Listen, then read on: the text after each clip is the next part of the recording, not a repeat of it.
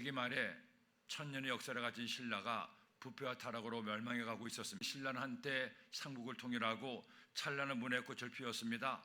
하지만 달도 차면 기운다는 것처럼 점점 나라의 힘이 약해져 갔죠. 바로 그때 우리가 이전에 갔던 철원에서 한 영웅이 나타났습니다. 그리고 백성들을 가난과 고통에서 구하겠다고 군대를 일으키고 신라에 대해서 반기를 들었습니다. 사실 이 사람의 운명은 파란만장했습니다. 전설에 의하면 그도 신라의 왕손이었는데, 왕자였는데 무서운 왕이 쟁탈전에서 밀려나 궁에서 쫓겨나면서 한쪽 눈마저 잃어버리고 애꾸가 되었다는 겁니다. 그는 한절에 몸을 숨기고 어린 시절을 중국으로 보냈습니다. 그러다가 도를 깨우치고 자신을 말세의 민중을 살린 미륵의 화신하고 주장했습니다. 그는 좋은 주기였지만 군대를 일으켰고 가는 곳마다 전쟁에서 승리했습니다. 더구나 중으로서 겸손하고 검소하게 백성들을 다스렸습니다. 군인들과 함께 먹고 마시며 생활했습니다. 그렇게 겸손하게 나가자 사람들에게 엄청난 사랑을 받게 되었습니다. 그 사람 궁이야말로 정말로 미륵의 화신이라고 사람들에게 알려지게 됩니다.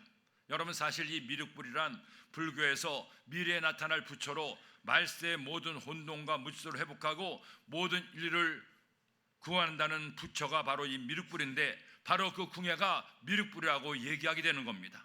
그는 태봉이라는 나라를 세웠습니다. 그리고 그의 밑에 왕건 같은 훌륭한 부하들을 두기도 했죠. 이대로 나가면 궁예가 새로운 통일국가의 왕이 된 것도 시간 문제였습니다. 잘 나가던 궁예였습니다. 그런데 어느 한순간에 그만 이 궁예가 삐끗하기 시작했습니다. 신하들을 믿지 못하기 시작합니다. 이전과는 달리 백성들을 살아가지 않고 조금만 잘못해도 죽여버리고 말았습니다. 교만이 극에 달아서 나만이 이 모든 것을 할 수 있고 나는 모든 사람들의 마음을 깨뜨려 볼 수 있다고 이른바 관심법을 주장했습니다. 급기야는 자기 부인과 자식마저 말을 안 한다고 잔인하게 죽였어요. 결국 교만이 극에 달한 그는 사람들에 의해 버림을 받고 죽음을 당하고 맙니다. 그가 이렇게 멸망하게 된 여러 가지 이유가 있겠죠. 하지만 학자들은 임무와 말하기를 가장 큰 이유가 그의 교만 때문이었다고 얘기합니다. 갑자기 가장 비참한 신분에서 가장 높은 자리에 있다 보니 자기가 최고인 줄로 생각했다는 겁니다. 자기의 생각만 옳다고 주장했습니다. 다른 사람이 아무리 좋은 말을 해도 그의 말을 듣지 않았습니다. 결국 궁예의 교만이 그를 멸망시켜 버리고 말았던 겁니다. 여러분, 지나간 역사는 오늘 사는 우리에게 중요한 삶의 교훈을 주고 있죠. 우리가 역사를 공부하는 이유도 여기에 있습니다. 그런데 역사가 우리에게 말해주는 중요한 교훈 중에 하나가 이것이죠. 교만한 사람은 절대로 성공할 수가 없다는 겁니다. 겉으로는 잘 되는 것처럼 보일지 몰라도 교만한 사람은 언제나 불행합니다. 교만은 사람의 마음밭을 굳게 만들고 사람에게서 멀어지게 하는 가장 잘못된 것 중에 하나가 교만이라는 겁니다.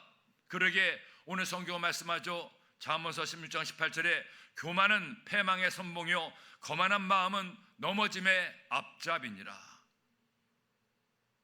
여러분, 우리가 이번 단일 기도를 드리면서 가장 먼저 나의 마음을 굳게 만들고 묵은 땅에 되게 하는 것이 무엇인가를 함께 알아가고 있습니다. 그런데 그 가운데서도 가장 나쁜 영향을 미치는 것 중에 하나가 바로 이 교만이라는 죄입니다. 그러므로 우리는 이 교만의 적을 마음에서 몰아내야 됩니다. 겉보기에는 나를 드러내는 것 같고 나에게 유익이 되는 것 같지만 사실은 이 교만이야말로 나를 실패하게 만들고 멸망하게 하는 첫 번째 요소가 된다는 거죠. 이 교만을 나의 마음에서 이렇게 제거해야 나의 묵은 땅을 기경할 수가 있는 겁니다. 그리고 내 마음에 옥토밭이 될 수가 있는 것이죠. 그렇다면 우리가 어떻게 이 교만을 내 마음에서 제거할 수가 있겠습니까? 첫째로, 교만은 자신을 천하게 만듭니다. 여러분, 교만이란 뭡니까? 내가 남보다 더 낫다고 생각하고 자신을 지나치게 자랑하는 것을 말하죠. 사실 사람은 근본적으로 다른 사람에게 나를 인정받고 싶어하는 마음이 있습니다. 그런 마음마저 죄라고 잘못된 것이라고 말할 수는 없어요. 하지만 인정이란 남이 해주는 거지 내가 하는 것이 아니잖아요. 그런데 많은 사람들이 내가 나를 자랑하면 남도 나를 인정해 주는 것으로 착각을 합니다. 그렇지가 않습니다. 내가 아무리 나를 자랑해도 다른 사람은 나를 알아주지 않을 때가 더 많다는 거죠. 제가 이전에 교회학교에서 아동교육을 담당했던 적이 있습니다. 그런데 한 번은 한 여성도님이 아동교육장 하겠다고 오셨습니다. 저에게 하는 말씀이, 전사님, 저는 대학에서 아동 심리학을 공부했고요, 결혼하기 전에는 유치원에서 아이들을 가르쳤습니다. 우리 아이들도 보세요. 제 아이들을 얼마나 예쁘고 착하게 잘 길렀는데요. 저는 아이들 다루는 법을 잘 아니까 다른 구역장님에도 가르쳐 드릴 수가 있습니다. 제가 한번 선생님 구역장님들에게 세미나를 하면 어떻겠습니까? 갑자기 나타나서 세미나를 하시겠다는 겁니다. 제가 세미나는 나중에 하시고요, 일단 다른 구역장님들 하는 걸 보시고 같이 한번 일을 해보세요 말씀을 드렸습니다. 근데 제 말을 별로 탐탁하게 생각하지 않을 것 같아요. 여튼 그분이 그렇게 구역장이 돼서 다른 구역장님들과 함께 일을 하게 됐습니다. 그런데 그분이 가신 구역에 자꾸만 이런 저런 말이 생기는 겁니다. 다른 구역장님들 오셔 하는 말씀이, 전사님, 그 구역장님과는 도저히 같이 일할 수가 없습니다. 구역 예배 한번 드리고 나면 하시는 말씀이, 내가 배운 바에 의하면, 내 경험에 따르면 이건 잘못됐습니다. 그렇게 하면 안 됩니다. 이렇게 해야 됩니다. 어찌나 훈계를 하고 잔소리하는지. 그러면서 나 같으면 이렇게 하겠습니다. 자기 자랑하는데 전사님 이제는 목소리도 듣기 싫습니다. 그런가 하면 또 그분은 그분대로 저에게 와서 하시는 말씀이, 전사님, 여기 있는 구역장들이 너무 교만합니다. 제가 잘못된 소리를 가르쳐주면 말을 좀 들어야지. 아이들에 대해 제대로 배우지도 못한 분들이 아동 구역장이라고 아이들을 다루고 있으니 저는 여기서 도저히 그들과 함께 일을 못할 것 같습니다. 여기는 제가 일할 자리가 아닌 것 같아요. 그러고는 결국 2달도 안 돼서 그만두셨어요. 문제는 그분이 그만두신다고 아쉬워하는 구역장님들이 한 분도 없었습니다. 물론 원래 구역장님들도 좀 더 따뜻하게 대해주셨으면 좋겠죠. 하지만 여러분, 인정이라는 것이 내가 나를 인정하는 것이 아니잖아요. 내가 어떤 자리에 있다고, 내가 얼마만큼 배웠다고, 내가 이런 능력이 있다고, 내가 이만큼 열심히 일했다고 나를 알아달라고 하는 것만큼 어리석은 일이 없습니다. 오히려 자기를 그렇게 자랑하고 교만한 것은 자신을 스스로 천하게 만드는 것이 아니겠어요? 느부갓네살 왕은 예루살렘을 파괴하고 유다를 멸망시킨 왕이었습니다. 그는 신바벨론 제국의 황건기를 만들었죠. 가장 강력한 왕권을 가진 왕 중에 한 명이었습니다. 그런데 이렇게 잘 나가다 보니까 주의 신하들이 가만히 내버려두지 않습니다. 왕에게 인정을 받으려고 신하들이 자꾸 왕을 높입니다. 폐하, 당신은 역사상 가장 위대한 왕입니다. 당신 같은 왕은 없습니다. 이렇게 막 떠받들어 주자 왕도 괜히 기분이 좋아요.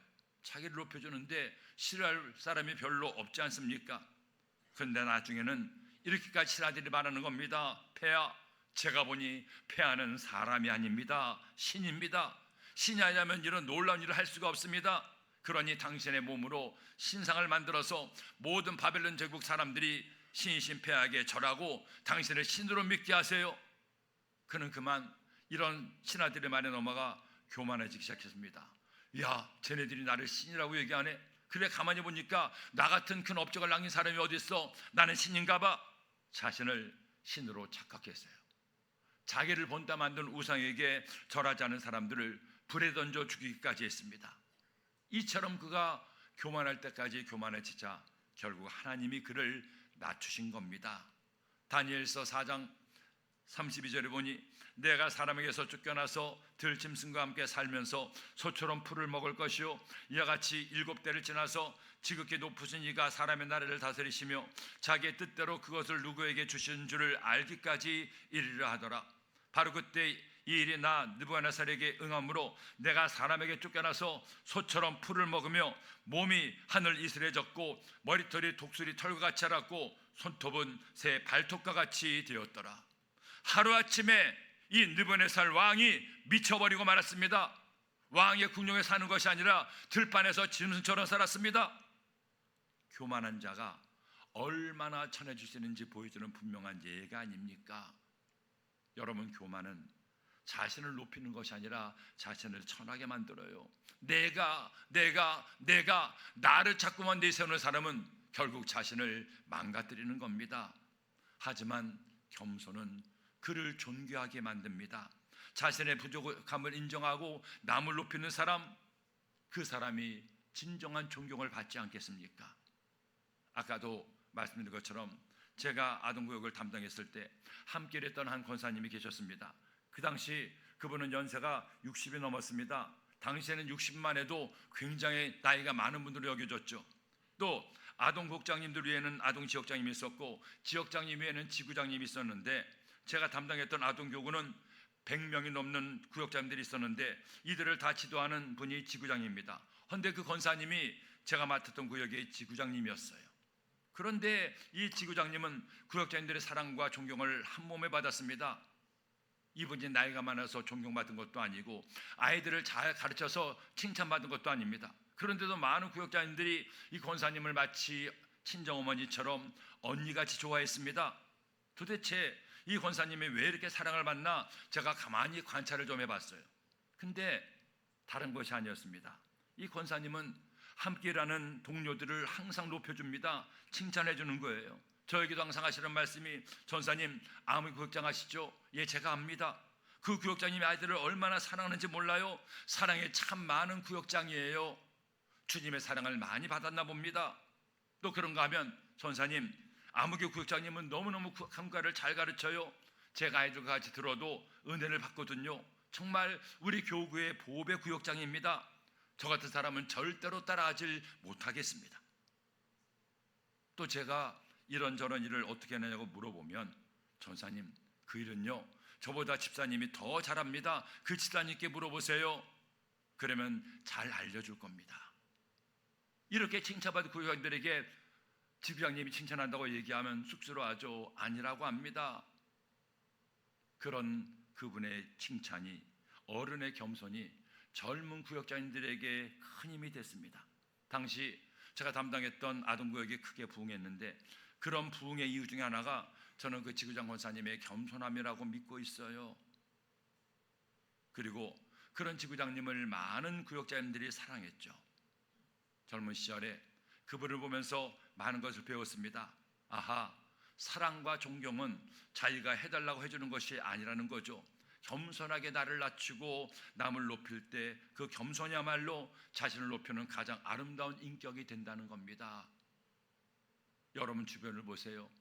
내가 이만큼 했는데 내가 이런 사람인데 나를 자랑하는 사람을 여러분 좋게 보입니까? 아니잖아요. 하지만 정말 열심히 잘하는데 능력도 실력도 있는데 귀하게 봉사하고 충성하는데 자신을 낮추고 다른 이를 높이는 겸손한 이들을 여러분이 더 눈여겨보지 않겠습니까? 저는 여러분이 사람들에게 존경받는 사람이 되었으면 좋겠습니다.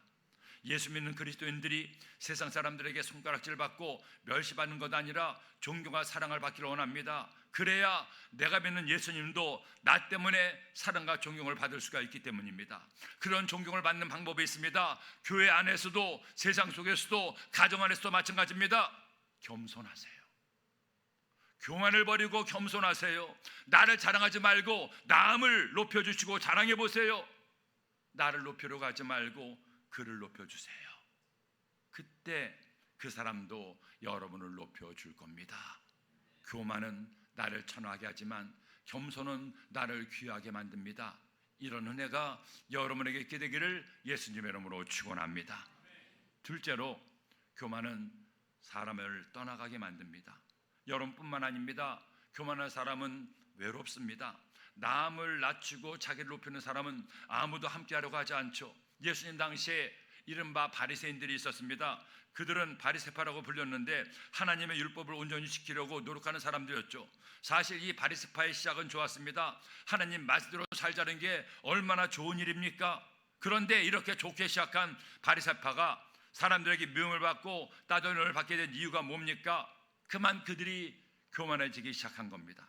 나는 율법의 말씀대로 바르게 사는데 너는 그렇게 살지 못하니 나만 의인이고 너희는 다 죄인이라는 거예요. 심지어 어떤 바리새인은 이렇게 기도했습니다. 하나님이여, 내가 저 죄인들과 같지 않음을 감사하나이다. 한마디로 말해서 자기만 우리만 의인이고 다른 사람은 다 죄인이라고 멸시했습니다. 가는 곳마다 사람들을 판단하고 정죄하죠. 우리만 어려운 사람이고 너희는 다 죄인이야. 하나님은 우리만 사랑하시고 너희들은 사랑하지 않아. 그런 바리새인들에게 예수님은 이처럼 준엄하게 말씀하셨죠. 마태복음 23장 27절에 보니 화 있을진저 외식하는 서기관들과 바리새인들이여 회칠한 무덤 같으니 겉으로는 아름답게 보이나 그 안에는 죽은 사람의 뼈와 모든 더러운 것이 가득하도다. 이와 같이 너희도 겉으로는 사람에게 옳게 보이되 안으로는 외식과 불법이 가득하도다. 교만한 사람은 스스로를 철하게 만듭니다. 자기를 자랑하는 사람은 자기에 오는 사람을 스스로 내쫓는 거예요. 누가 교만하고 내가 하는 자신을 자랑하는 사람과 함께 하려고 하겠습니까? 하지만 겸손한 사람은 많은 사람들을 끌고 함께 일할 수 있게 합니다. 자기를 낮추고 남을 높일 때 그는 진정한 리더요 하나님 일꾼이 될 수가 있는 겁니다. 마르틴 루터의 종교개혁이 시작되자 뒤를 이어서 많은 종교개혁운동이 일어났습니다. 제네바에서는 칼빈이 종교개혁을 일으켰고 쥐리히에서는 찌븐길르의 종교개혁운동이 일어났죠. 특별히 이 찌븐길르는 겸손한 종교개혁자였는데 사람들에게 사랑과 존경을 한몸에 받았습니다. 헌데 그가 이렇게 겸손하게 된 결정적 사건이 있었다고 합니다. 어느 날 그가 스위스의 산길을 걷다가 좁은 산길에서 두 마리의 염소를 봤는데 한 마리는 위로 올라가려고 하고 다른 한 마리는 아래로 내려가려고 하고 있었습니다. 근데 워낙 좁은 길이라 두 마리가 다 오르고 내려갈 수가 없어요. 그 순간에 그 두 염소가 서로 마주보고 딱 서 있는데 야, 저 염소들이 어떻게 저 길을 갈까? 어떤 염소가 먼저 양보할까? 누가 올라갈까? 누가 먼저 내려갈까? 궁금해하고 있었습니다. 근데 그 순간 놀라운 일이 일어났습니다. 올라가려던 염소가 벌러덩 길가에 누웠어요. 그러자 내려가던 염소가 그 염소를 밟고 내려가는 겁니다. 그러자 다시 올라가려던 염소가 일어나서 아무 일도 것처럼 툭툭 털고 올라가는 거예요. 그걸 보는 순간에 찌븐길리가 진리를 깨달았고 나옵니다. 아하, 저곳이구나. 하나님의 은혜의 산에 올라가려면 바짝 엎드려야 되는구나. 내가 서로 잘났다고 내가 먼저 가겠다고 뿔을 들이대면 아무도 못 가지만 남을 먼저 보내면, 내가 엎드러지더라도 남을 먼저 보내면 그도 나도 평화롭게 갈 수가 있겠구나. 찌븐길르가 찌리에서 이렇게 종교개혁을 주도하고 있을 때 일부 제2세례파를 비롯한 과격파들이 좀 더 과격하게 개혁을 단행해야 된다고 주장했습니다. 우리의 주장에 따르지 않는 자들은 무력을 써서라도 빨리 개혁해야 된다고 얘기를 했죠. 하지만 그는 그 진리를 깨달은 후 그렇게 하지 않았습니다. 나와 생각이 다르다고 다 막이라고 정죄하지 않았습니다. 오히려 그렇게 주장하는 과격파들과 결별하고 느리더라도 겸손하게 양보할 것을 양보하고 서로의 의견을 존중하며 개혁을 이루어 나갔습니다. 그 후로도 겸손하게 종교개혁을 단행했고 마침내 하나님이 기뻐하신 일을 할 수가 있었다는 겁니다. 교만이 아니라 겸손히, 내가 아니라 함께 하나님 일을 이루어 나갈 수가 있었다는 거죠. 예수님은 마태복음 11장 29절에 말씀합니다. 나는 마음이 온유하고 겸손하니 나의 멍에를 메고 내게 배우라. 그리하면 너희 마음이 쉼을 얻으리니 이는 내 멍에는 쉽고 내 짐은 가벼움이니라. 어제는 온유를 말씀했는데 오늘은 주님은 겸손을 말씀합니다. 나는 마음이 온유하고 겸손하니 너희는 나의 멍에를 메고 나를 배워라. 나의 온순함, 나의 온유함을, 나의 겸손함을 배워라. 어떤 교회가 하나님이 기뻐하시는 교회입니까? 어떤 교회가 이 땅에서 천국을 이루어 갑니까? 어떤 가정에 평화가 임하고 주님의 은혜가 임합니까? 겸손한 가정이, 겸손한 교회가, 그런 성도와 그런 가족들이 되어갈 때 내 가정은 천국되고 우리 교회는 하나님이 기뻐하시는 교회가 될 수 있습니다. 저는 우리 모든 성도님들이 이번 단일 기도를 통하여 주님의 겸손을 배우기를 원합니다. 그 겸손으로 하나님의 교회를 부흥시켰으면 좋겠습니다. 하나님 알지 못해 죽어가는 더 많은 영혼이, 부족하지만 연약하지만 그래도 하나님 사랑하고 이웃 사랑하여 겸손하게 무릎 꿇고 은혜를 구하는 우리를 보고 주님을 만나기를 소원합니다. 부흥은 어떻게 일어납니까? 우리 모두가 주님께 겸손하게 엎드려 주님의 뜻을 이루고자 노력할 때 하나님은 겸손한 여러분의 헌신을 통하여 주님의 은혜를 이루어 주십니다. 이런 은혜가 우리 교회와 여러분의 삶에 임하기를 예수님의 이름으로 축원합니다. 셋째로, 교만은 하나님을 떠나가게 만듭니다.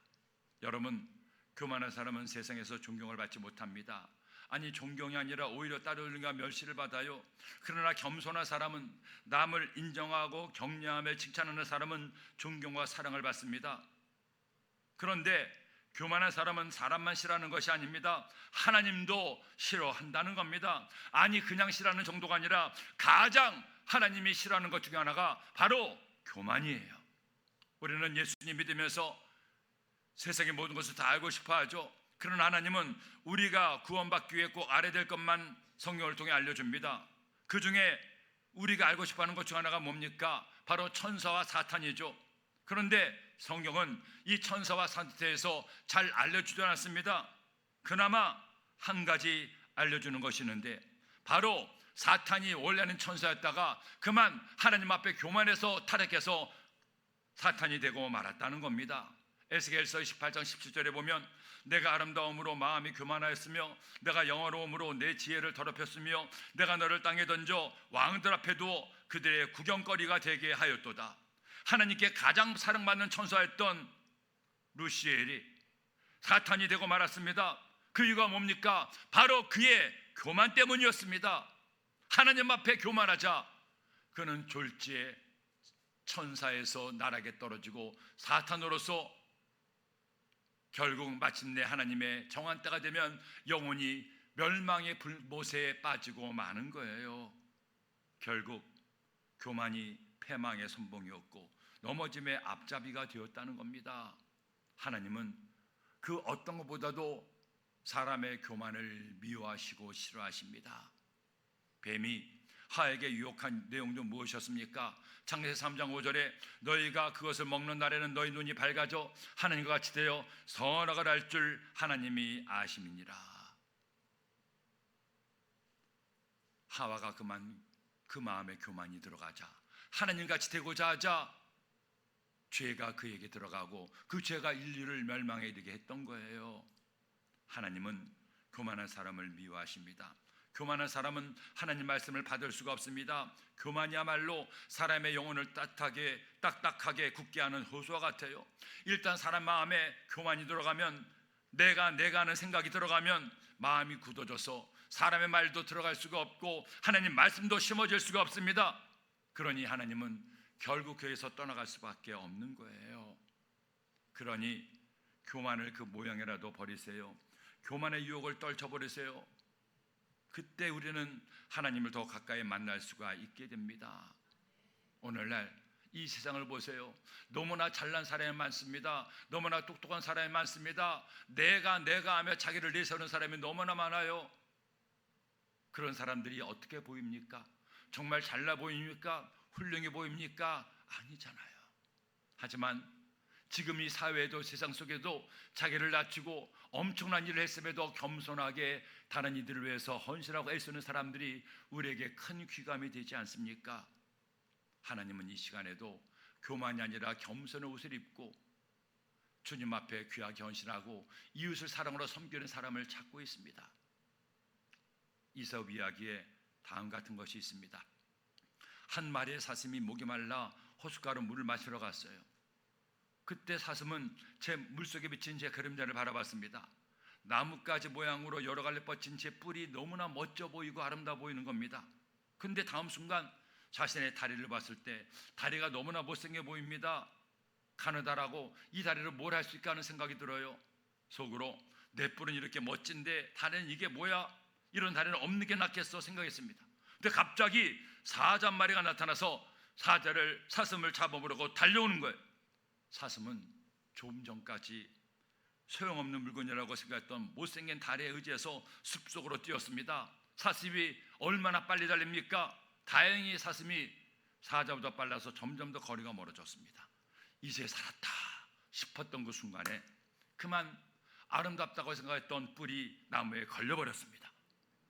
사슴의 뿔이 나무에 걸려서 오도 가지도 못하게 됐죠. 결국 사슴은 사자의 먹이가 되었다는 겁니다. 그렇게 잘난 척하던 뿔이 오히려 사슴의 멸망의 원인이 되었다는 거예요. 이웃에 대해서 험담을 잘하는 아주머니가 있었는데 그녀는 누구든 단점을 먼저 들춰내서 헐뜯으니 친구가 있을 수가 없어요. 어느 날 그녀의 집에 친정어머니가 찾아왔습니다. 아니나 다를까 이 아주머니가 창가에 앉아서 엄마에게 이웃집의 더러움에 대해서 험담을 했습니다. 엄마, 저기 봐요. 옆집 빨랫줄에 널린 옷들이 너무나 더러워요. 세탁을 엉터리로 했나 봐. 세탁도 못해. 그러자 이 엄마가 딸을 물끄러니 바라보더니 이렇게 말했다고 합니다. 얘야, 더 자세히 보렴. 이웃집 빨래가 더러운 것이 아니라 너희 집 유리창이 더러운 거야. 중세시대에 유명한 성자가 있었습니다.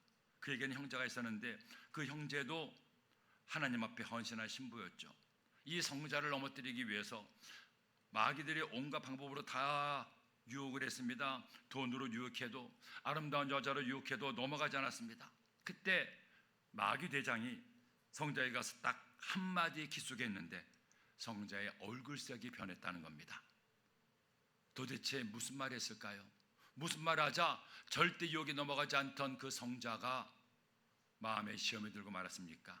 이 말했다고 합니다. 네 동생이 교회 주교가 되었다. 동생이 잘 됐다고 한 것이 그의 마음에 시험에 들게 했다는 겁니다. 교만은 나의 마음을 굳게 합니다. 교만은 하나님과 나 사이를 가로막습니다. 교만은 결국 나를 죽이는 독이 됩니다. 이번 한 주간 우리는 내 마음을 이렇게 묵은 땅이 되게 하는 것이 무엇인가를 생각해 봤습니다. 물론 내 마음을 굳게 하는 것이 이것들 뿐이겠습니까? 그럼에도 우리가 함께 나눈 이것들이 가장 대표적으로 우리의 마음밭을 묵은 땅이 되게 하는 겁니다. 그러므로 우리의 마음밭에서 이것들을 제거해내야 됩니다. 죄를, 욕심을, 게으름을, 미움을, 굳은 혀를, 교만을 몰아내야 됩니다. 그때야 나의 묵은 땅이 기용되고 내 마음밭이 갈아엎어져서 하나님의 말씀의 씨가, 은혜의 씨가 심어져 놀랍고 풍성한 열매를 거둘 수가 있습니다. 사랑하는 여러분, 사실 솔직히 생각해 보세요. 내가 잘나봤자 뭐가 얼마나 잘났고 내가 잘해봤자 얼마나 잘합니까? 우리 모두 하나님 앞에 도토리 키재기에 불과합니다. 다 그 도토리가 그 도토리잖아요. 김광덕 도토리, 여러분 도토리, 다 하나님 보실 때 별 볼 일 없어요. 근데 우리가 살면서 뭐 그렇게 잘났다고, 나는 이런 사람이고 나는 이런 일을 했고 나는 이렇게 헌신했고 뭘 잘나겠습니까? 사랑하는 여러분, 주님께서 나 같은 죄인도 용서하사 하나님의 자녀 삼아 주신 것에 그저 감사합시다. 나를 자랑하고 나를 내세우고 내 뜻대로 하겠다고 발버둥 치지 마세요. 내 뜻만이 옳다고 누가 장담할 수가 있겠습니까? 함께 힘을 합쳐 주님께 기도하고 주의 뜻을 이루어가며 우리가 한 마음으로 주님을 섬길 때 그런 겸손한 여러분의 삶이 내 가정을 천국 만들고 우리 교회의 위대한 부흥을 이루게 합니다. 우리 모두 이 말씀을 꼭 기억합시다. 이제 우리가 내 마음을 굳게 만드는 원인을 알았으니 내일부터는 그 마음을 굳게 만드는 원인을 제거하고 내 마음이 옥토밭이 되게 해서 어떻게 될 것인가를 함께 나눕시다. 그래서 우리 모두 이번 다니엘 기를 통하여 여러분의 마음밭이, 여러분의 묵은 땅이 기경되고 하나님 은혜가 우리의 삶 가운데 임하여 놀라운 응답과 축복과 믿음의 열매를 열리게 되기를 예수님의 이름으로 축원합니다. 축원합니다.